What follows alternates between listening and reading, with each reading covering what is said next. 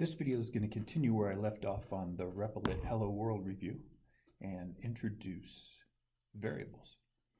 So the first thing you can do, over here in the terminal, type clear, and that very nicely cleans things up. And I'm going to keep working in this review file. So right now we have a simple print statement that's printing out a string of text, but we can change that to be something different, like string message equals hi.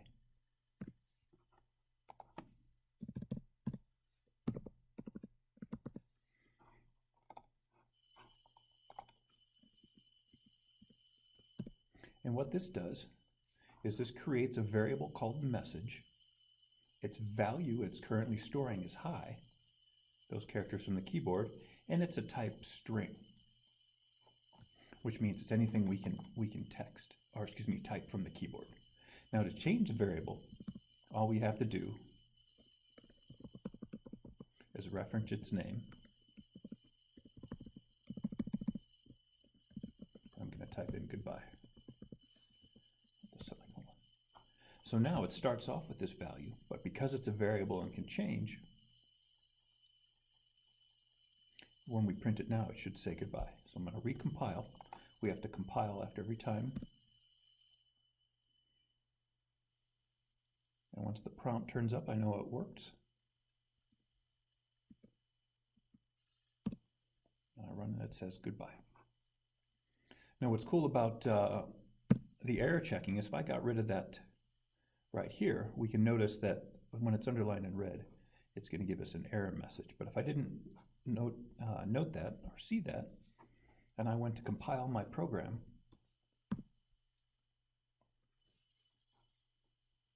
if you look closely, it's saying line 8, error, semicolon expected, and right about here.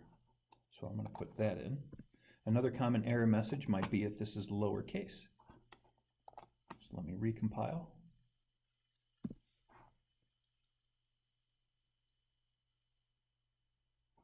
And notice it's saying Java line 10, review.java line 10, package system does not exist.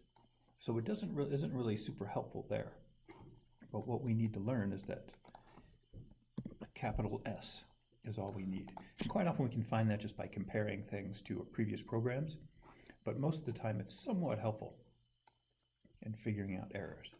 Now what's also pretty cool about variables is that we can create as many as we want. Now, we shouldn't use the same name. So let's say we wanted something like last name and first name. I could abbreviate things like that.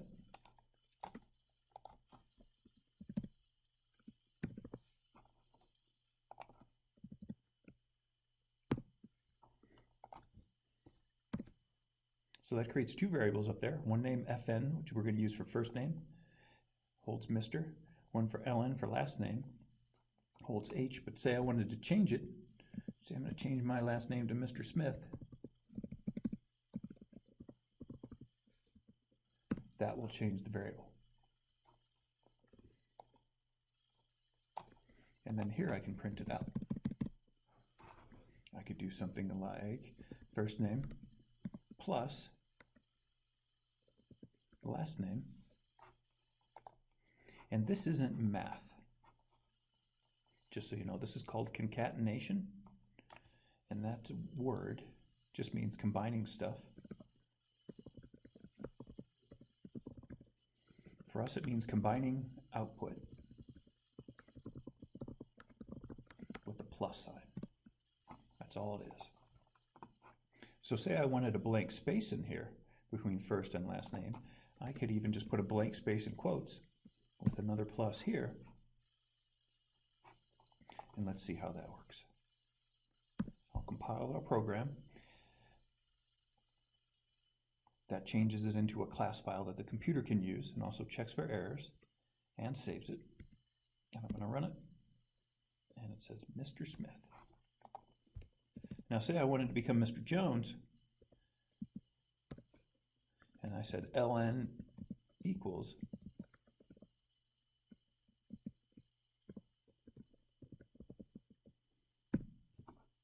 That's perfect. There are no errors here as far as the computer is concerned.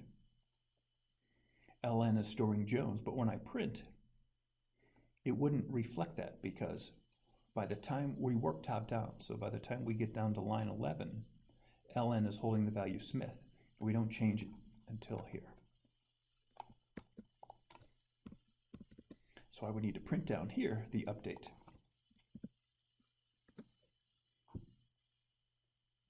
So let me try that up.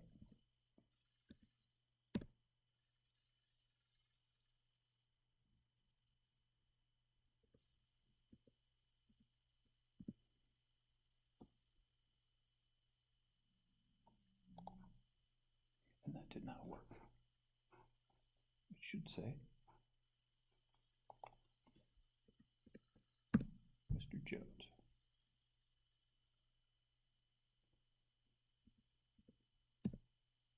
There we go. Okay, one additional thing that's interesting about concatenating or putting things together. If we do something like this, and this will be in this concatenation program, I want you to code. If I have this, string A and string B,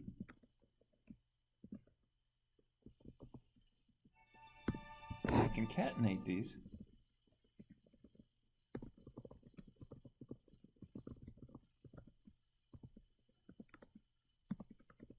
notice that it's not going to do any math. It's not going to equal 579. It's just going to print out 1, 2, 3, 4, 5, 6. So concatenation, this word, simply means plussing stuff, combining things, even though that's not a real word, combining things for output. So when we run this, it's going to print 1, 2, 3, 4, 5, 6. And then Mr. Smith, and then Mr. Jones. So back here, I compile it.